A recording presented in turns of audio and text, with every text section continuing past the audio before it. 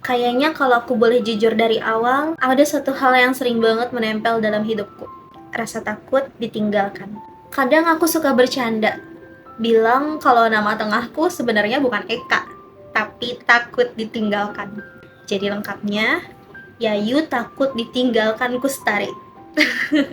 Tentu saja itu cuma bercandaan. Tapi anehnya, setiap kali aku mengucapkannya, ada sebagian dari diriku yang merasa, ya juga ya, itu cocok banget. Karena memang rasa takut itu benar-benar melekat, seolah jadi identitas yang gak bisa aku pisahkan dari siapa diriku.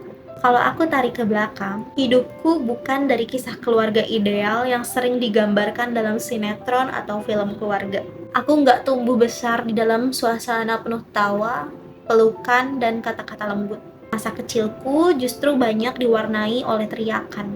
Teriakan yang membentuk aku, teriakan yang awalnya aku benci, tapi entah kenapa malah ikut tinggal di dalam diriku hingga sekarang. Dulu, aku sering bilang ke diriku sendiri, aku nggak akan pernah mengulang pola itu ketika aku dewasa. Aku janji pada diriku kecil, aku nggak akan jadi orang yang gampang marah. Apalagi sampai berteriak ke orang-orang yang aku sayangi. Aku benar-benar nggak ingin mengulang cerita lama yang dulu pernah bikin aku takut dan merasa kecil. Tapi ternyata seiring waktu, janji itu mulai retak.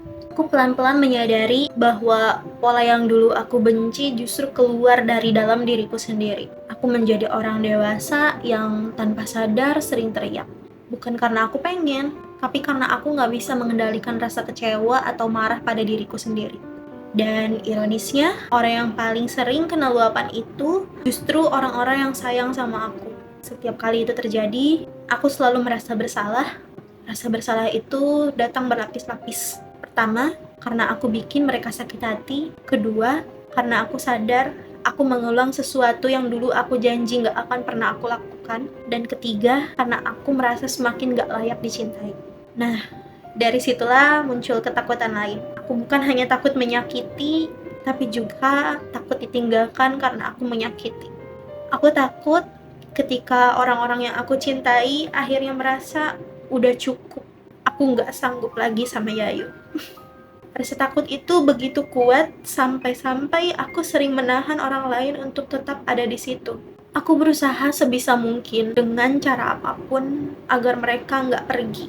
Kadang aku jadi terlalu posesif, kadang juga aku jadi orang yang terlalu keras pada diriku sendiri supaya nggak bikin kesalahan.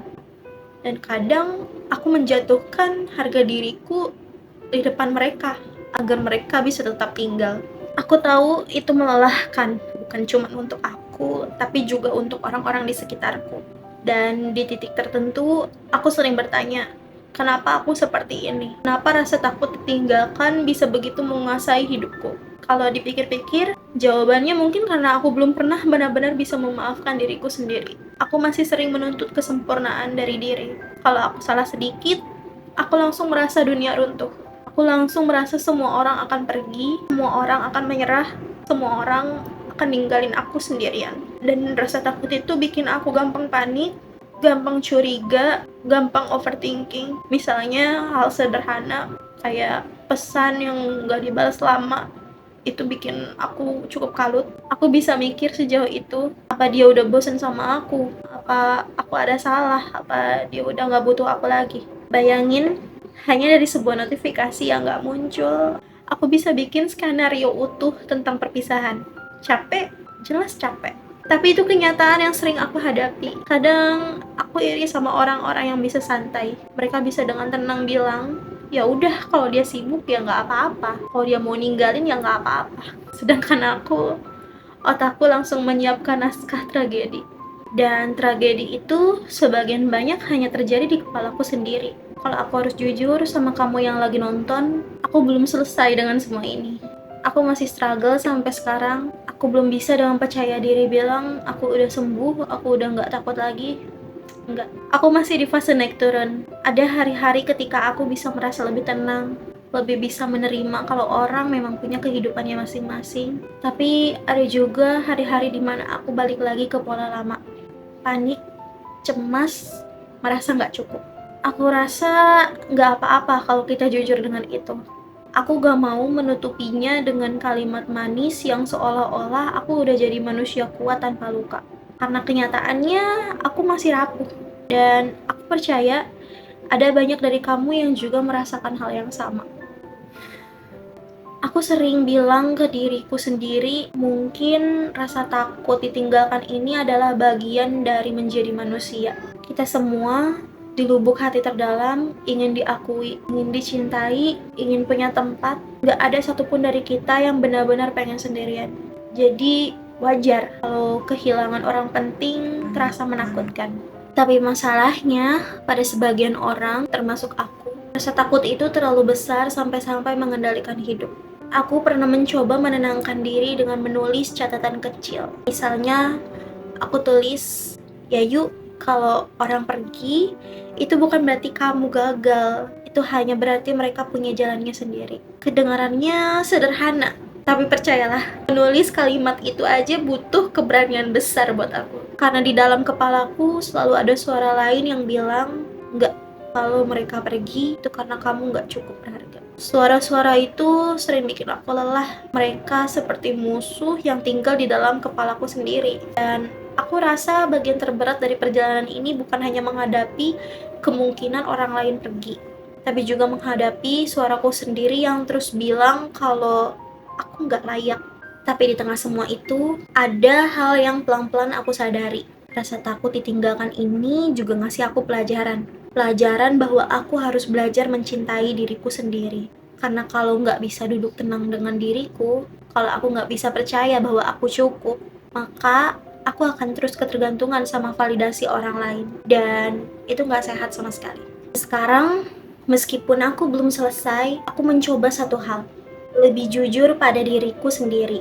Aku bilang ke diriku, kamu memang takut, kamu memang belum sembuh, tapi itu bukan berarti kamu lemah. Itu hanya berarti kamu manusia. Dan kalimat itu, walaupun sederhana, bisa sedikit menenangkan. Aku ingin kamu yang lagi nonton ini juga tahu, kamu nggak sendirian. Kalau kamu juga sering takut ditinggalkan, kalau kamu juga sering panik hanya karena hal kecil, kalau kamu juga sering merasa nggak cukup, percayalah, ada aku di sini yang merasakan hal yang sama. Dan mungkin ada ribuan orang yang juga sedang berjuang dengan rasa itu. Kita hanya jarang membicarakannya dengan jujur. Aku nggak tahu kapan aku benar-benar bisa berdamai dengan perasaan ini. Mungkin butuh waktu bertahun-tahun, mungkin butuh terapi lagi, mungkin butuh pengalaman kehilangan yang bikin aku lebih kuat. Tapi aku tahu satu hal, aku nggak mau berhenti mencoba. Aku nggak mau terus hidup di bawah bayangan rasa takut ini tanpa melakukan apapun. Aku ingin terus berjalan meski langkahnya kecil. Contohnya ya sambil bikin video YouTube ini. Aku nggak mau menutup cerita ini dengan janji palsu atau kalimat penghiburan yang terdengar sempurna. Karena aku tahu nggak ada yang sempurna. Hidup nggak selalu rapi dan luka nggak selalu bisa sembuh secepat itu. Aku hanya ingin mengajak kamu yang lagi nonton ini untuk ikut jujur pada dirimu sendiri. Kalau memang kamu masih takut, ya akui aja. Kalau memang kamu masih cemas, nggak apa-apa. Kalau memang kamu belum bisa berdamai dengan dirimu, itu juga wajar. Kita terlalu sering didorong untuk selalu kelihatan kuat, padahal sebenarnya nggak ada salahnya untuk terlihat rapuh. Karena kerentanan itu justru yang bikin kita jadi manusia. Justru di sanalah kita bisa benar-benar terhubung dengan orang lain. Dan siapa tahu dengan kita berani jujur soal ketakutan kita bisa saling menemukan satu sama lain. Karena aku percaya, gak ada manusia yang benar-benar bisa hidup tanpa orang lain. Kita semua butuh ditemani. Kita semua butuh dirangkul. Meski hanya lewat cerita sederhana kayak gini.